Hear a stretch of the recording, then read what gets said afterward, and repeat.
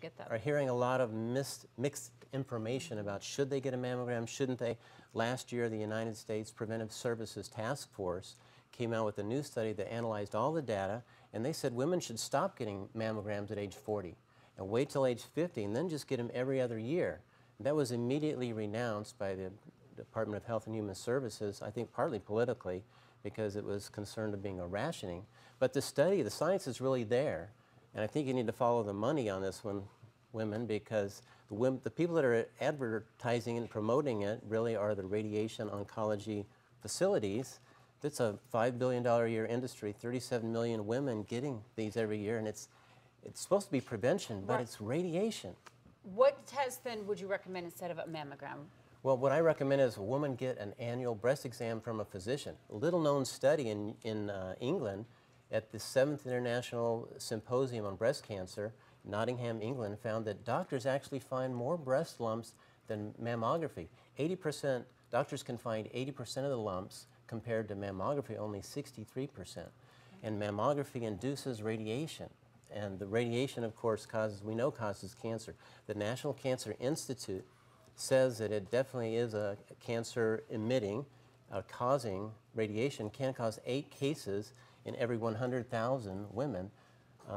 Doctors who study this for a living found out it actually increases the risk by 6,400 women will get radiation-induced cancer every year from a mammogram, and about 1,400 women are going to die from it. If this was a drug, it'd be taken off the market. So we need to find something else. So I recommend you get that get that annual physical from your doctor. If he finds something, then you get an ultrasound. If it's hollow in the center, it's a cyst. Yeah. You can stop. If it's solid, then you need to get either an MRI or a mammogram. Those are some good tips. What are some other things we should do to help reduce our chances of getting breast cancer? I've got some slides to look at here, some really important tips. Number one, I say if you're going to get a mammogram, follow the United States Preventive Medical Task Force and get it just every other year starting at age 50 and stop at age 74.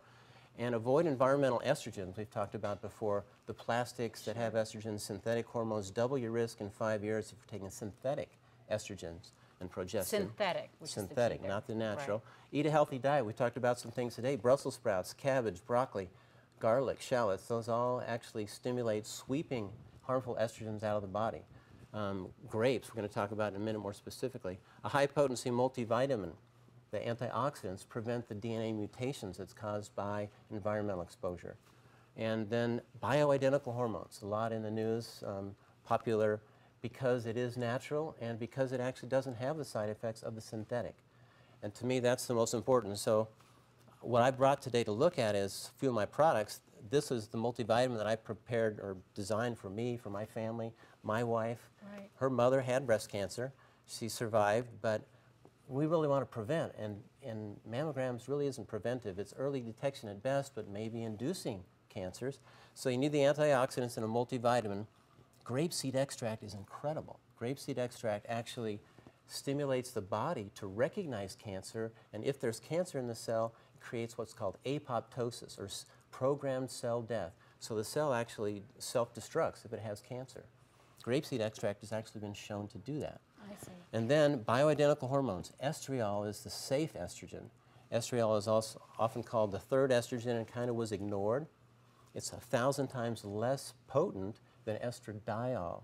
I emphasize the diol because everybody dies from that if you get too much. Okay, and that's where I think people got confused with the whole hormone, synthetic hormone. They said it increased your chances of breast cancer. I think that's why a lot of people shied away from it, right? It's true, and even bioidentical hormone, if you use estradiol and you get too much of it, it can also induce cancer. I see. So you want to get only estriol, the safe estrogen.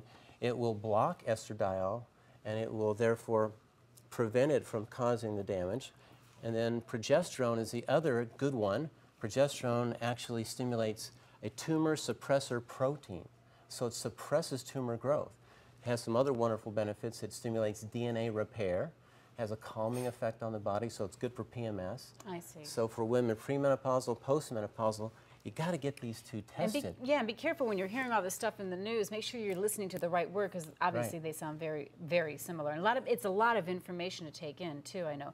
You have a special offer for people who are listening right now, right? Everybody go to my website and sign up for our newsletter.